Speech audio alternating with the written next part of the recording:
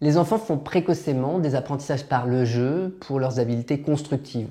Des jeux de construction, empiler des cubes par exemple, sont des tâches qui sont finalement un peu complexes parce qu'il leur faut raisonner, il faut qu'ils puissent percevoir les choses dans l'espace, il faut aussi des capacités motrices. Il faut comprendre la tâche, parce qu'à cet âge-là, c'est sur démonstration, on ne l'explique pas. Il faut voir les petites formes dans l'espace et puis il faut cette motricité fine pour empiler les cubes, cette précision. Alors pour autant, c'est quelque chose que la plupart des enfants apprennent, c'est assez généralisé comme jeu. Donc ça a deux avantages, c'est qu'on connaît assez bien l'âge à partir duquel 9 enfants sur 10 va être capable d'empiler un certain nombre de cubes. Et puis que vous, parents, vous pouvez facilement donner cette information et un professionnel de santé va pouvoir le vérifier aisément aussi. C'est donc un bon repère du développement. Alors si votre enfant n'est pas capable d'empiler 2 cubes à 18 mois, 21 mois, 4-5 cubes à 2 ans, 6 cubes à 2 ans et demi, ça ne veut pas dire que ça ne va pas bien. Ça témoigne du fait que dans ce domaine, il tend à décaler ses apprentissages.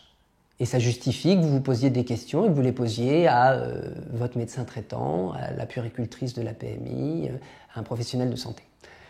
Il va examiner la situation et puis il va chercher à comprendre si il y a d'autres repères du développement qui sont décalés chez votre enfant ou c'est seulement celui-là.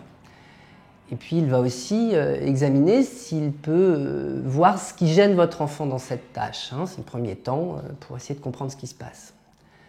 Ensuite, il pourra vous proposer plusieurs choses. La première chose, ce sera d'attendre, de se donner du temps, puisque dans un certain nombre de cas, la situation va rentrer dans l'ordre et c'est tout. Il peut être légitime d'attendre. Il pourra vous proposer des actions précoces, des interventions ou des choses que vous faites vous, ou alors des professionnels qui viennent soutenir, stimuler certains aspects du développement de votre enfant. Et puis aussi, il peut décider que ça justifie des explorations complémentaires d'emblée, des tests, des examens, parce qu'il faut comprendre d'ores et déjà et aller plus loin.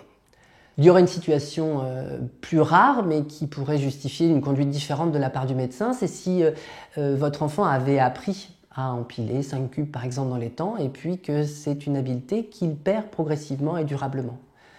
Dans ces conditions-là, le médecin de famille ou de la PMI pourrait décider de vous orienter plus rapidement vers un professionnel de soins du développement, un neuropédiatre par exemple.